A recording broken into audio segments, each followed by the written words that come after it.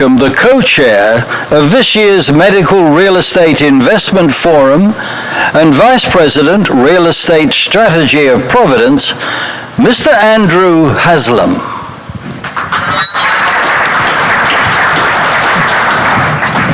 Thank you. I feel really fancy with that introduction. I asked if they'd do it in an Australian accent, and they said no.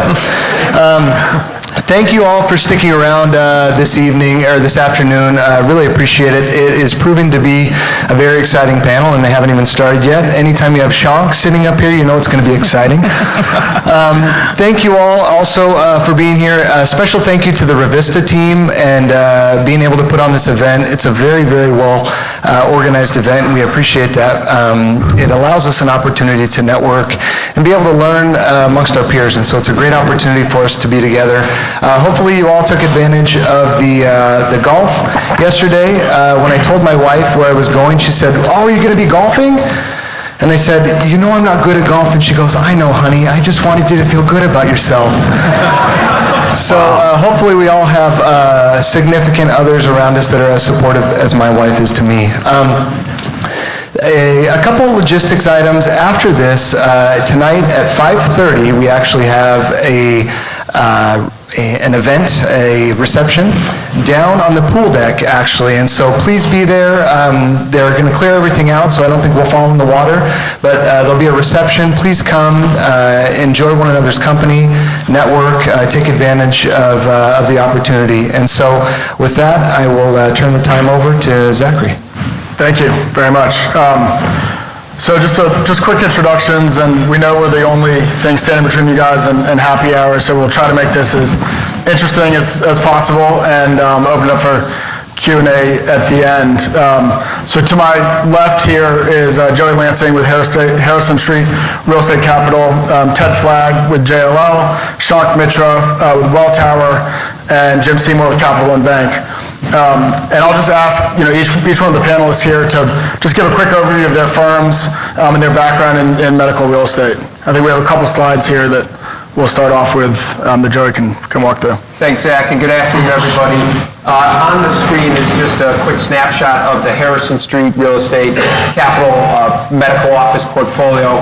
Many of you in the room may be aware of the fact that we're a real estate investment management firm that invests in demographic-based real estate. And while medical is a very large part of what we invest in, we also invest in senior housing, student housing, self-storage, and life science properties. And so the firm manages about $24 billion of AUM currently, and medical office makes up about a third of that, a little bit more than a third of that. What you see on the screen is the key statistics about the firm's holdings. It's divided primarily into an opportunistic fund series, which is looking for more capital appreciation returns, and a core open-end fund. And it's roughly split down the middle in terms of AUM, properties, square footage.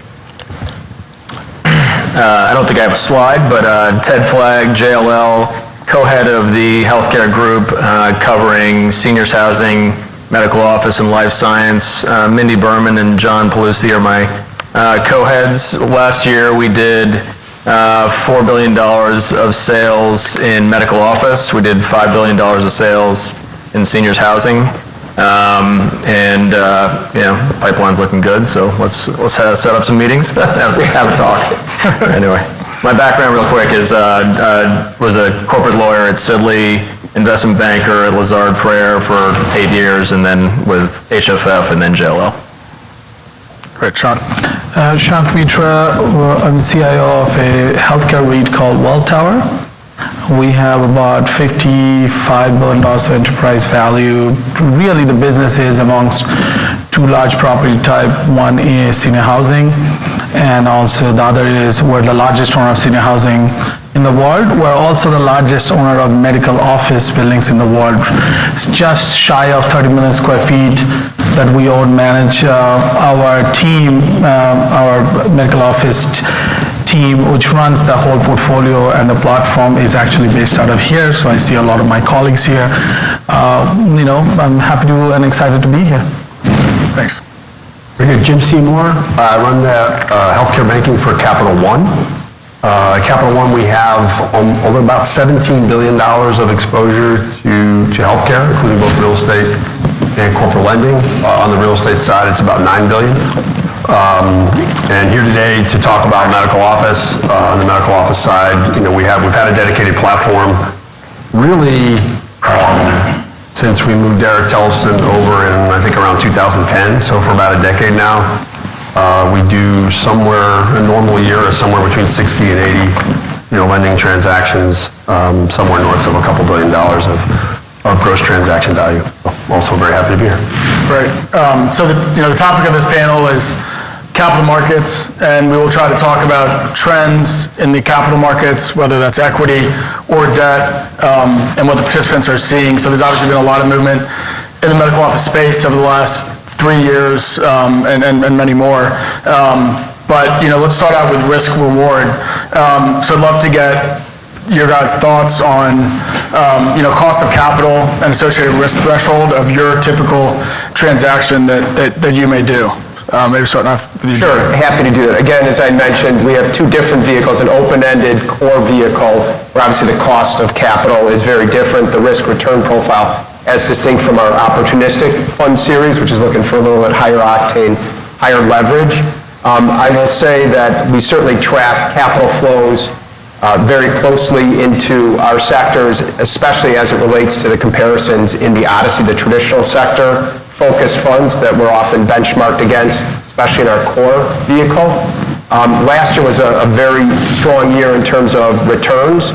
And I think what you heard from the last panel, we'll continue to hear in this panel, is the institutional investor interest in our sectors, and specifically in medical and healthcare overall, has been very strong. I was actually just looking at a chart as of the end of the year. Cap rates came down in the medical office sector by 20 basis points over the course of last year in the medical sector, and in the office comparison, which is what we often benchmark against, just the general office versus medical office, came down less than half of that. And over the last 3 years, cap rates have come down in the Odyssey sectors, or have been pretty consistent from where they were 3 years ago, and have come down overall over 50 basis points in the medical office sector. So the appreciation for the stability of the cash flows coming out of medical real estate from our largely institutional investor base, especially non-US investor base, is very significant, and we see that trend continuing. That used to gap out at probably closer to 75 to 100 basis points, and now it's been about halved in the last 3 years. So have your return requirements come down given the reduction in cap rates? Yeah, so overall, again, we benchmark frequently in the core side of the spectrum to Odyssey, and so last year we were fortunate enough to post very strong returns for the fund, but the medical sector, which really acts as a bond in a portfolio like ours, what medical does is those are the areas where in our fund we have long-dated leases, generally speaking to credit tenants, generally speaking with scheduled annual rent increases, whereas in a student, a senior, a storage asset, you're generally talking about shorter duration leases, and you have that releasing risk every year. So for what it does, the investors have accommodated the reduction in yields overall, especially when they compare it to traditional sector-focused real estate. Got it. Sean, how do you guys think about cost of capital, and has that changed given the increased interest in the medical office space in the last couple of years? So we really haven't changed our underwriting criteria. We usually were unlevered IRR buyer. We apply very low leverage, call it give or take 30 to 35% leverage. Our cost of capital sort of changes over time, right? We're a public company, our bonds trade every day, our stocks trade every day. We see some cap rate compression happens in some aspect of our business. We see people come and go.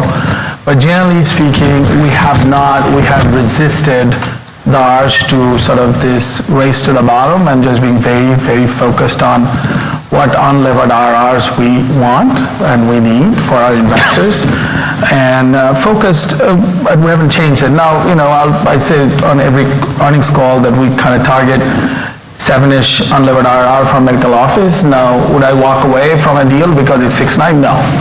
But we haven't pushed it to 6.5, for example, right? We also, the important part here is, as you have heard, we don't have a core versus an opportunistic, but we do both sides of both types of transactions, right? So it's a portfolio approach, it's a mixed approach. We have the largest operating platform. We can buy assets, the assets that a lot of other investors couldn't buy because it has a lease that's, sort of expiring in 3 years, or a ground lease that sort of has a problem in 30 years out, and we think we can deal with that if we have the right relationships. So other than those kind of situations where we would probably underwrite will require a higher RR going in, we haven't really changed our underwriting criteria. What we see is, depending on the capital markets, a lot of people come in, there's a lot of fraud happens in the business. We have seen that once sort of that time frame in late 16, 17, and we saw that sort of market gets readjusted, then people sort of think about, at the end of the day, this business grows 2.5%, so it's hard to dream, right? And IRR, it is what it is, we get in, and then you have to think about, you asked about risk. We can't forget the fact that on-campus assets have the same risk characteristics that a lot of hospitals do. Right, so we don't have any horse in this race, right? Our portfolio is exactly half and half, on campus, off campus. But I do, from a risk perspective, I do worry that I see increasingly that people kind of think that on-campus assets are just pristine, there's no risk. And every day we read how many hospitals are closing down. So that's just sort of one binary risk that usually you don't see in many real estate transactions, that you at a basis, you always can make money. The basis might be too high or too low, or your cap stack might be upside down. But on an unlevered basis, you should be able to make money in a real estate at a basis, right? Sometimes in on-campus, that just doesn't happen because the campus just goes away. So that's sort of the risk we think about every day. But we think it's a very, very good asset class, and it goes extremely well with our senior housing portfolio, which is also an asset class that is more volatile, probably have more upside, but also has more downside. So we kind of think about the portfolio approach and think about risk reward depending on overall portfolio and overall number of deals we're doing. Mm-hmm. Great. And do you think people are taking more risk now for the same return, said differently? I would not necessarily say that, right? There are certain transactions we do because we have, we might have some strategic conversations going on with the system. You probably saw that we announced a very strategic large transaction, not just a transaction, a transformational deal with Jefferson Health System a couple of weeks ago at JP Morgan. If it is, let's just say it's a Jefferson building, I can easily call, Dr. Steve Glasgow, who runs the system. I can call Steve and say, what's your thoughts on this, right? And I can underwrite the building depending on what I think where the system is going. But other than that, we have not changed sort of our criteria. There are assets depending on the lease term, ground lease terms, etc., that just requires different level of underwriting criteria or different level of unlevered IRR, and generally we stick to that. Great. Which means that we pass on a lot of deals. Mm-hmm. Great. Jim, same question. How do you think about your cost of capital relative to risk in a specific transaction? Well, as a public company bank, the cost of capital is what it is. I think the challenge for a bank right now is the flat yield curve, right? So obviously the banking game is to borrow deposits short and lend it long and make money on the spread, and that it's very flat right now. So in terms of the more or less risk for the return, we have loved the risk return in this sector for a long time. I think we still love the risk. The returns have been squeezed a bit, right? There's a lot more company, there's a lot more competition, but we can make that up in other ways. So if you look at valuations, I think it's hard to argue that people aren't pricing risk a little differently than they did in the past. But I think it's well-founded, right? I think we've lent, and Eric's in the room, I think we've lent $12 billion in medical office over the years, and our losses are less than $10 million. That's less than a basis point. Wow. So that's about as stable as it gets. That's great. So I think what we're all alluding to is returns and cap rates have come down given the perceived and actual, lesser amount of risk in the medical office space. What are your guys' thoughts on, are these low cap rates here to stay? Where do they go from here? Do they go lower? Do they go higher? Does anyone want to take a stab at that? I can jump in on that one. And I guess it's a mix of anecdotal comments from all sorts of players saying that they'll be more bullish in 2020. And I don't know if they're just telling the broker guy that so that they can get a better look at something. But I am hearing a lot of bullish, sort of bullish sounds in the market from different kinds of players. I also just look at treasuries, sort of plain and simple. Spread to treasuries, kind of desktop underwriting that people use as a rule of thumb. I know that that may not be the actual science, but treasuries have dropped over 100 points in the last year, and I guess I would slide for you here. Slide here with some data. So treasuries have dropped over 100 points, and I'd say smart sort of money in New York, whether that's hedge funds or whatever, are probably betting that that's even going lower. So if you're just sort of following that trend and where the debt market will follow that, you would, and hearing those bullish comments, you would think that cap rates are going lower. I guess the flip side or the counter argument to that is if yields are going down, that means that you're in a greater macro risk environment. There's a reason for it.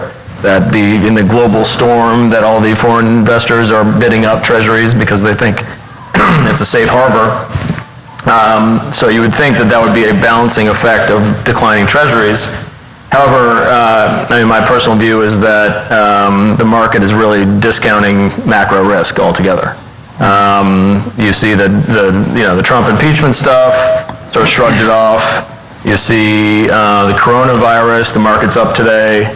It just seems that the market is really sort of pricing the macro world to perfection. One other thing I think is sort of interesting on this slide that we put together is if you look at the VIX, which is a volatility index, at this time last year it was at 30. It was the highest it had been for 7 years prior. We had a lot of movement in the market. Debt markets kind of freezing up at the end of last year, not this past year, but like a year ago, and we just seem to have cleared right through all of that. And now it's sort of clear sailing, Dow Jones record high, everybody's cheering.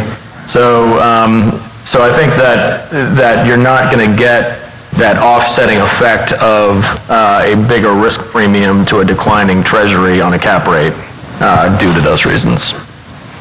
Great, and so, what this slide shows you is, we are 10 years into an economic expansion, one of the largest expansions that the U.S. economy has ever seen. How do you factor that in a potential downturn whenever that happens, and nobody knows exactly when that will be, but how do you factor that in when you're looking at a new investment in the next 5 years, a potential recession?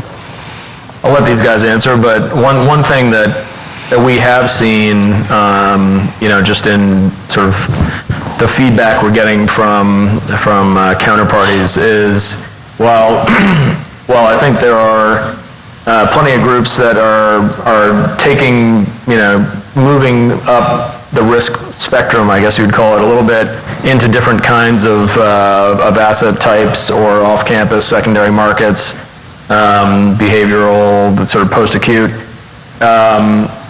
Versus like what Shank said is a sort of traditional like on-campus MOB. I think the underwriting standards and criteria is getting, there's more scrutiny today, even though moving up the spectrum. So maybe not willing to give the benefit of the doubt on different kinds of assumptions. So whether that's the sort of late cycle play, calculated thesis, but stronger underwriting, we're definitely starting to see that.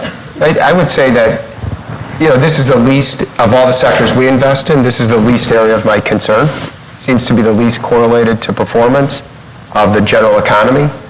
If you properly underwrite the credit tenant health system that's often the counterparty, someone made in the last panel, what is the health system if you're on campus, off campus, what is it within a couple mile radius?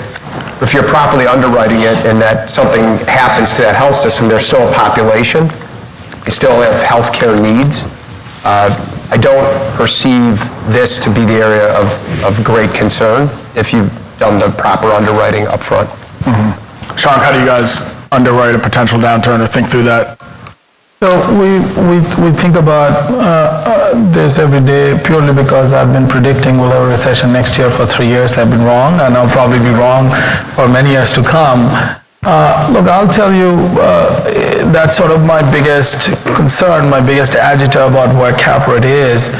I do think this time it doesn't feel like it's a debt-driven issue. It's more of an equity-driven issue. I think you have a lot of smart, sophisticated investors who has the ability to sort of plow through a cycle. But look, I mean, let's just be honest. I mean, 2008, 2009, I mean, that kind of money printing, everybody's kind of feels like, what's the worst going to happen? Fed is going to come and print it again. I do worry that it's sort of everybody's the same thesis and the same idea that rates are going to be low forever, spreads are going to be low forever, and they sort of will be in a Goldilocks, and seems like everybody is on the train. I worry about whether that thesis might or might not play out. So we're extremely cautious about how we underwrite, particularly as it relates to basis, right?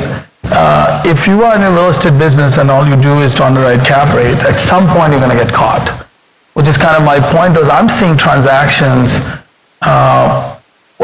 the basis just doesn't make any sense to me relative to the, what it takes to cost to build. I mean, like, remember, at the end of the day, we have a lot of health systems who are on the other side of that. These are very smart people, but they understand that what that lease means to a suburban office building, and if it trades at a level like a CBD office level or other level, basically a suburban office building at sort of a sum basis, they realize that the value of the building is in the lease. So why wouldn't they walk away when the lease turns? And I do think sort of this sort of batch of investors in last, call it 5 years, have not underwritten some of that risk. The idea that, a medical office building will always be full. Personally, I think that you will see next cycle that will not happen.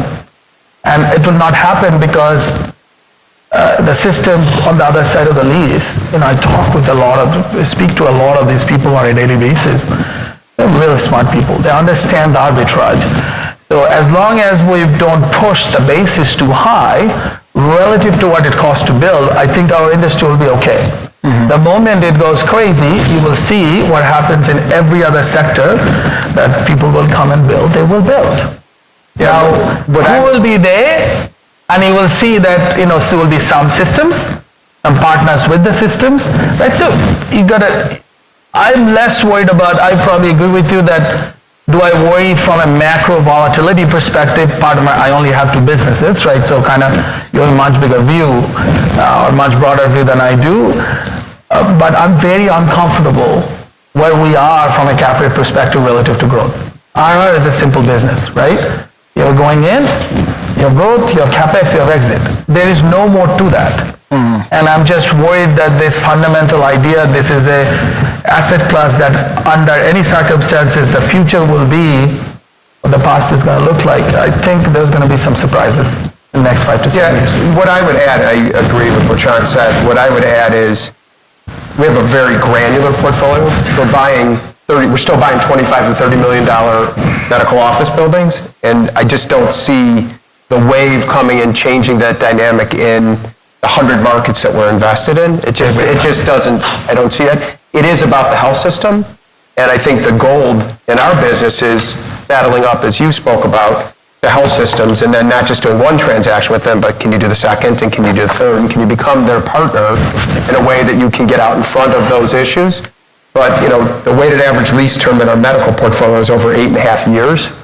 I'm feeling pretty secure with that, with the right types of tenants, that you feel pretty confident that exogenous event, that, change in the economy is going to have a dramatic effect on that part of the portfolio. Mm-hmm. So that's more from an asset management and kind of ownership perspective. But this is an interesting juxtaposition we have of, 2 of the larger private market players and public market players here on the panel. So from a new acquisition perspective, let's say you fast forward however many years when you predict the next recession and the stock market goes down 20%, how does that impact how you look at medical office and how you can acquire medical office real estate? Obviously, benefits and burdens, public versus private. Obviously, the public market, that's something I'll leave to Shank to answer. Again, right health system, right submarket, right mix of, population that it's serving, understanding things from the MedX multiple. Here's a great example of a building that we purchased at the beginning of last year, which is in a great submarket in the northern part of San Diego with Alamar Health. We were able to buy the building from them with the right to buy the second phase of this building. It's an on-campus medical office building. One thing we didn't talk about is, what type of annual rent increases are you getting? The scheduled fixes are triple net leases, so you're not a lot of CapEx risk. This is 2.75% annual rent increases. Long-term leases, very hard to build in market. These are the types of product that I think, we've made the argument and have had this challenge with consultants and investors all the time. Why is there a premium for traditional office versus medical office? Why do you get that yield premium to invest in medical office?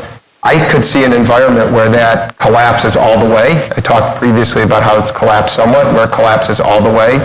Because I think the preservation of capital, and you can speak, Shank, about what happened during the global financial crisis, what happened to your stock price, and no negative years of NOI growth. And I just feel like we're still very insulated from some of those effects, and I don't lose a lot of sleep about if the markets drop by 20%, that the value here is going to drop significantly. So if you look at peak to trough, over 150 years of history, market will probably go down more than 20%, but I'll just take your cue and say 20%. Our stock trades 40% above NAV, so 20% will still be fine. I'm not preparing for that. I'm preparing for a time when actually market goes down 50%. And I'll tell you, and that's sort of how we think about leverage in general, but also mix of leverage, right? So if you think about, we're sitting on a give or take $30 billion of senior housing assets, which is effectively you have agency support for that asset class, and we have almost no debt, secured debt on that asset class, very little. We have like 8%. Entire business is financed on unsecured, right? So when we think about that, we think about, okay, market goes down, you lost probably your cost of capital on the equity side. You probably have a debt market that's closed down on the unsecured side, but you have a asset class that we're sitting on completely unencumbered, has very, very little losses, as you talked about. I mean, if you talk to Freddie Fannie, they will tell you that they've almost never had losses on senior housing, right, on a order of magnitude, and that's what will be our source of capital. So we're not only thinking about how much leverage we should have, and sort of, how we manage the business, manage the balance sheet in a countercyclical way, we're also thinking about how to sort of, hopefully gain some alpha on the debt side, on the capital side. So if you look at, we wiped out our next 3 years of maturity, we'll probably wipe out another, I think the next maturity is 2024, we'll probably get in the market this year, and hopefully we'll take out 2024, 2025, and broken clock is right twice a day. Eventually I'll be right, right? So we are thinking about access to capital, not just cost of capital, through a cycle, right? You have seen that we have built several sovereign relationships. It makes no sense to us to do that with institutional investors on where our cost of capital is on an average day. When you need capital, that day is not average, right? So we build these relationships on those days. So look, we're prepared, but I can't tell you I see something that the business can change. But if I would like to buy things that no one wants to touch, so if the day comes back, you've seen we bought skilled nursing when that was not the hottest asset class. You will see that we will buy stuff in different countries, different asset class, that it's not the sort of the topic of the conversation. We're value investors. We're focused on basis and focused on keeping leverage low and maturity staggered. And every year we look at, can we push out 3 years? Can we live through a $4 billion credit card, which some of you have, right? A completely undrawn revolver, plus a huge debt capacity on the seniors business. And can we get through 3 to 4 years of complete? I would just want to add very similar leverage profile to what Shank has described. Very low at the asset level, much more debt at the fund level. Leverage is what gets real estate in trouble. That's being long levered the wrong time is what gets, real estate has always been subject to trouble that way. And we're just in the exact same position. Interestingly, in our core fund, we got hurt last year because we've always been extended maturity. And last year we lost a pretty significant amount of appreciation return because we have to get debt marked to market. And when rates go down, that hurts. But the long-term strategy of where do we want to be in the cycle, what kind of leverage profile do we want to have, having the maximum flexibility by being on an unsecured basis has been very useful for us as well. All right, let me jump in one comment here, and just kind of listening to the big private platform and the big public platform. A year ago, if you go back to the slide that I had up there before, and I mentioned it, is a year ago, VIX index was up, and if you guys remember, like a year ago, December-ish, the stock market was going up and down kind of 200 points every other day, and debt markets became like pretty scary for a second. And that was in the middle of when I was marketing the CNL MOB portfolio, $1.25 billion, 50 plus assets.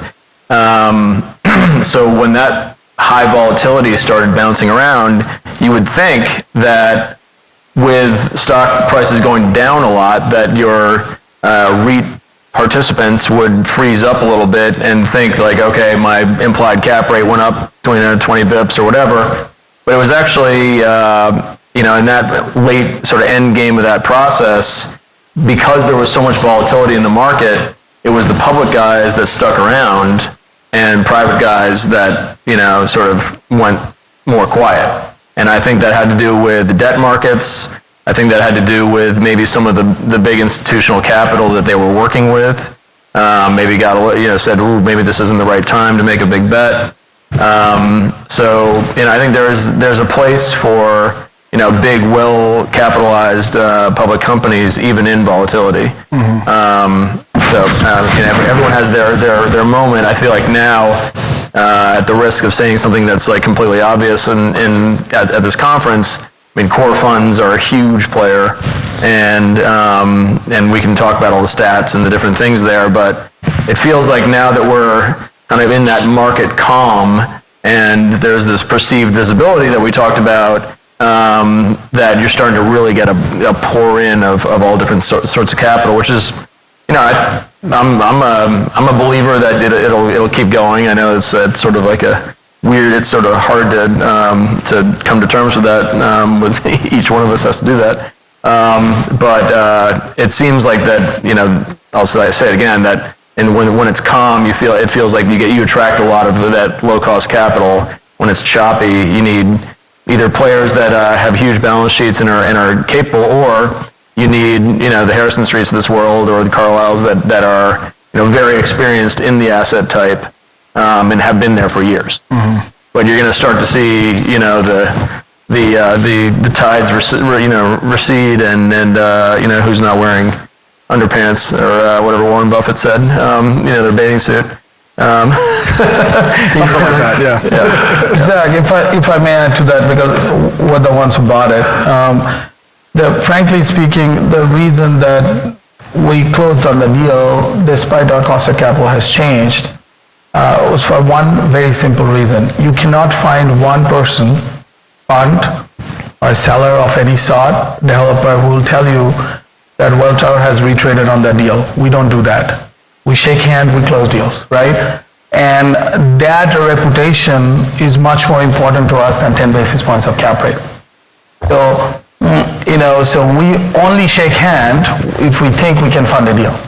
And so that's sort of the point. The second point I wanted to make is going back, a lot of core funds are coming in, and obviously you have public capital, and it's really good for the business. As if you think about, as Joey talked about, why there's a difference of cap rate between a traditional office and a medical office, why there's a difference between sort of how a senior's asset gets priced, a massive premium sort of a spread to a regular multifamily. If you look at the debt market, the spread differences today is 15 basis points.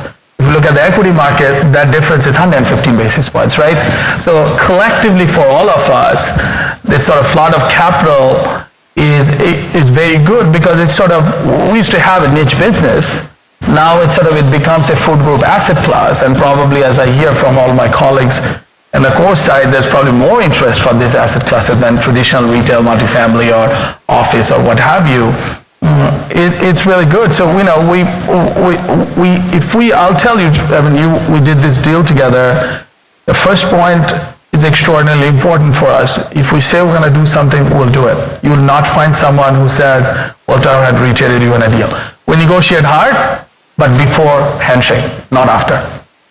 Right. So that's a lot about the equity markets. Jim, how do you describe kind of the composition of the lending market in the medical office space? And how has that changed in the last 3 years, and how do you see that changing going forward? Are there new entrants to the space and different players? Excuse me. Yeah, look, the debt markets have changed right along with it, right? I mean, really, if you look at the last several years in this asset class, everything that Shankh just described in terms of, and Joey as well, in terms of the new money coming to the space and the reasons the new money is coming to the space, obviously the debt markets have followed that. We've gone from, a portfolio largely comprised of, onesie, twosie, single asset transactions at very high spreads to a portfolio that's, much more concentrated in larger diversified pools across health systems, across geographies. You have a market that was largely, FinCo and regional bank driven. Now you've got all the, the major banks playing in a lot of these as their clients have moved in as institutional investors in the space.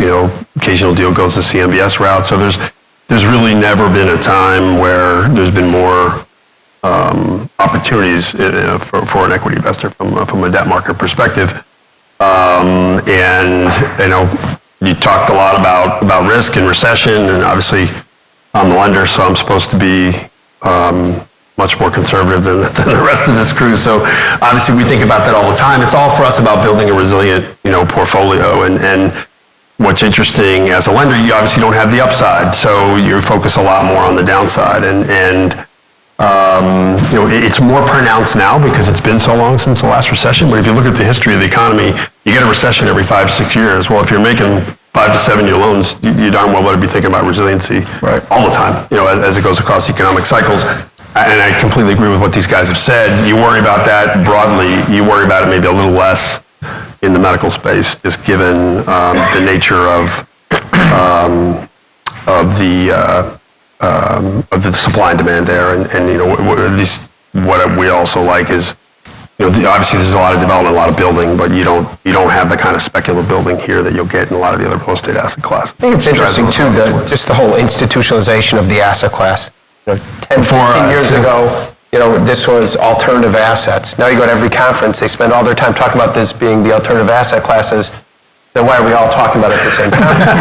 Look at the information that Revista has put together and how professional the information is now that's available. I mean, what has happened over the last 10 or 15 years, none of these asset classes that we invest in are included in Odyssey. I would make the argument that they're less volatile and should be more indicative of what is core real estate as opposed to less. So I think there's still ways to go, but I completely agree, the spreads, what we used to have to finance things for in the medical space versus traditional office, basically non-existent. We can get the same financing terms that a general office buyer would go buy for a medical office. That's a big deal over the last 10 years.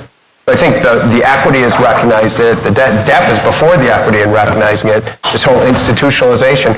What's interesting more on the margin, which is stuff that we've been investing in, which are offshoots of it, inpatient rehab facilities, behavioral health, drug and alcohol addiction treatment facilities, those are the kind of on the outlier edge now. And where do those go as part of the investment thesis? Is that going to be a small part? Does that grow? Obviously the need is out there.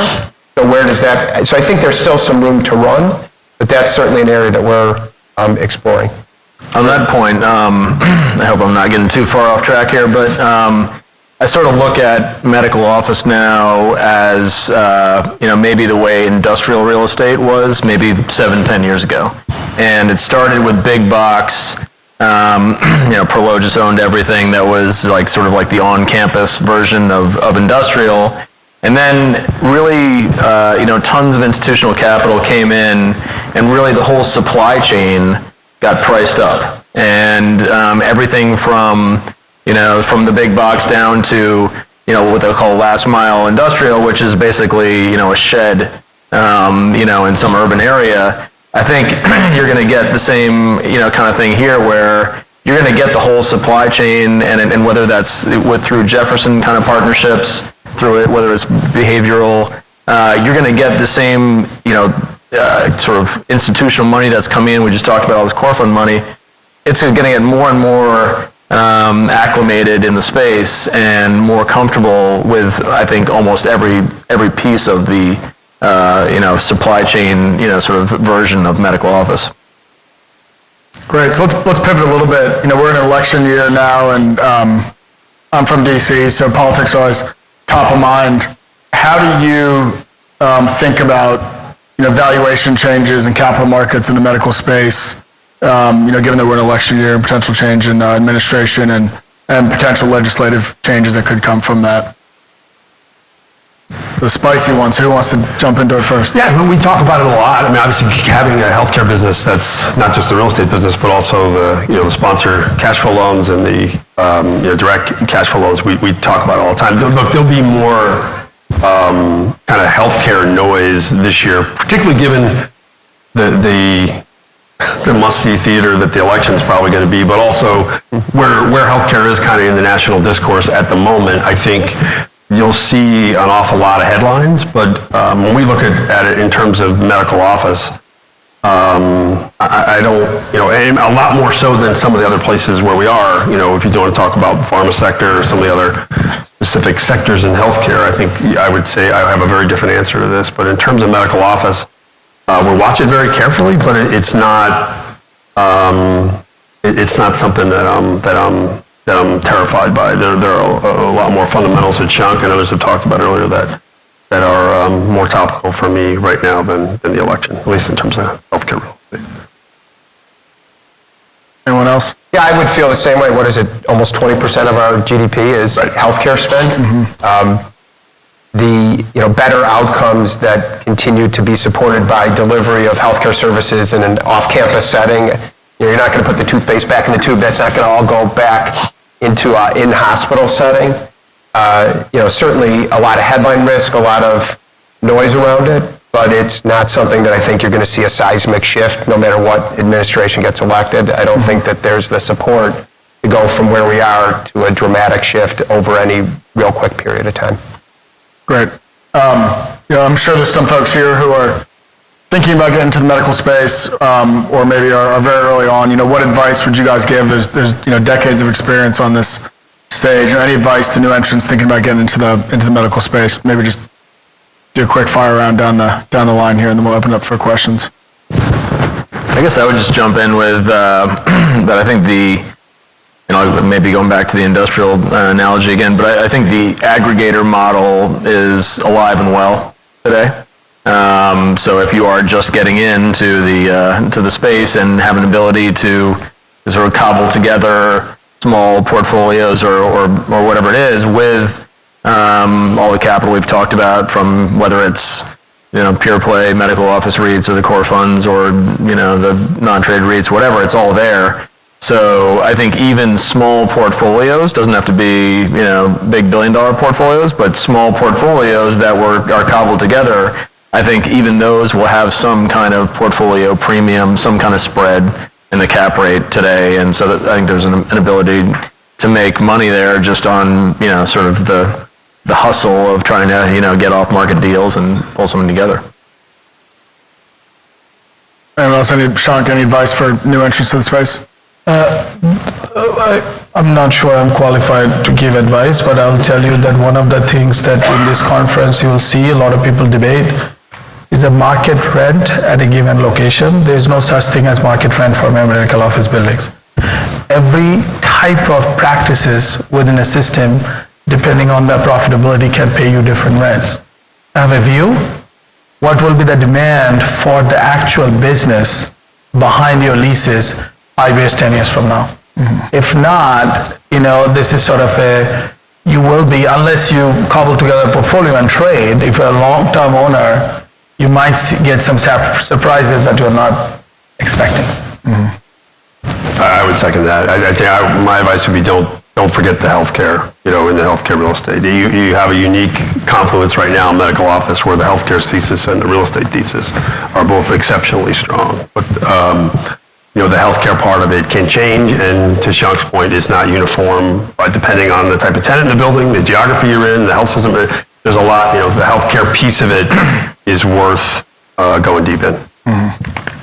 Joey, any advice? No, again, echoing what everyone said, this idea of aggregating, that's certainly something that's near and dear to our heart, buying small. We generally buy one-offs, but sell in big portfolios. So the new entrants that are coming into the space. Talk about that later. The new entrants that are coming into the space seem to definitely want to invest, not at the $30 million level, but at the $200 million level. And so if you can aggregate quality buildings, assets, like Shank was saying, you have to understand what the referral pattern is within the building. You have to understand what the use is within that building. Is it a need-based procedure? Is it a want-based procedure? All of those things that are probably pretty intuitive do play out in reality. Great. We have about 10 minutes left. Want to open up to any questions from the crowd?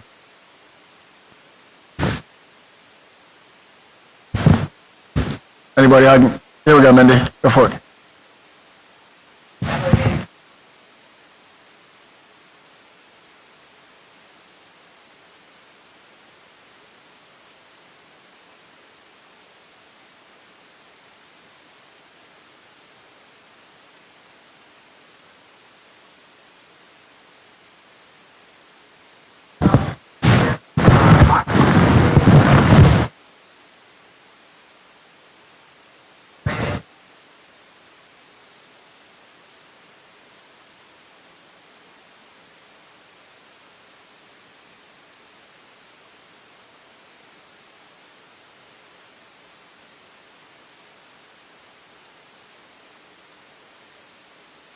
Do you want me to try that? Okay, so I think, Mindy, you were asking the exact opposite question of, let's just say, what happens if we get optimism back on growth? Not just the risk side, but let's look at the other side. We obviously see that all the time in the public markets where things get marked to market very quickly, but eventually economics flows through on the private side as well. Look, at the end of the day, there's sort of the other side of the debate where there's a spread between an office and a medical office is the growth, right? I mean, we can take that debate and say, I can dream that if I build a building in San Francisco today, an office building, or if I buy one, I can have a mark to market of 50%. So that will never happen in medical office. Right? So that just sort of it depends on, so you will see that capital on the margin, everything is on the margin, right? In this cycle, what gives me hope that the quality of owners of real estate usually it's very hard to generalize, but you don't have very high leverage and people kind of have learned their lessons through the last cycle. It's owned in structures or funds that can live through a cycle.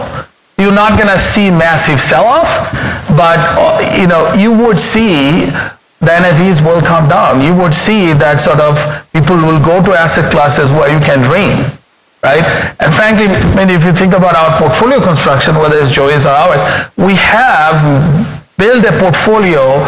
One is sort of a longer-term, safer kind of asset class with an asset class that you can dream.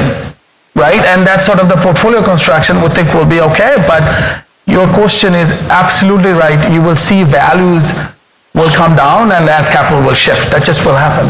Yeah, the lower end of the volatility is very attractive when you're looking at it in the context of multiple asset classes and what it's supposed to do within the overall portfolio construction. And if that's part of your investment thesis, I think that's fine. We've seen this great run. It's not always going to be this way, but it's also not going to dip down in a way that's going to be concerning to people. That's our conviction about it. Right, any other questions? I have one more. I'll throw out, I think we have about 5 minutes left or so. How do you guys view technology impacting medical office investing and the ability for people to see healthcare providers potentially in their homes, in CVS? How does that impact how you think about long-term trends in this space? Ted, you got the tip of your tongue, Ted. I guess I would it's sort of big data is the answer to all these kinds of questions.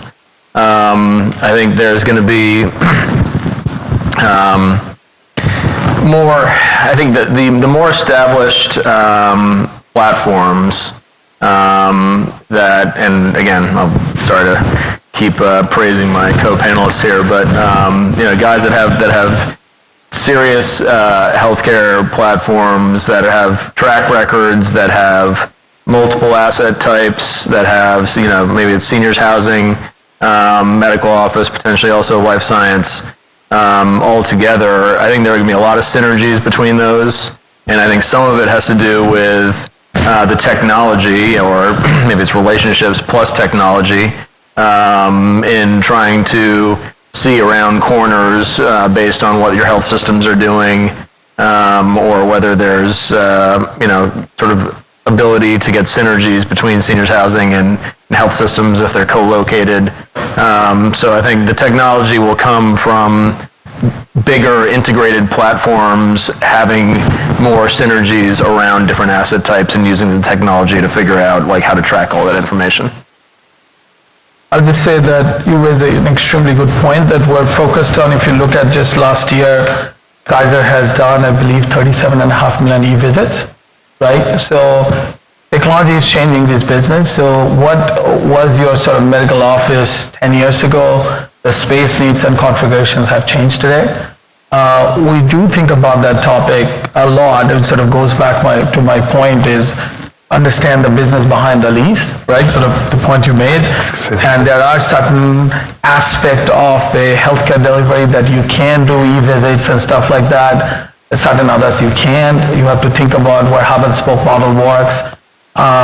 Because not in a convenience is a big issue, right? Not everybody wants to drive to the center city to go to the system versus where they live. All of those things do matter. So traffic patterns, autonomous car, actually, if you think about that, will have an impact on the space. But I think the biggest one that we're not talking about, and maybe some thoughts on the panel next year, is we're going to think about how e-visits eventually will change the demand of this space. I'm not saying it will make the demand go down, but I just think that it is not part of a conversation that every day that you hear about in sort of in the retail world.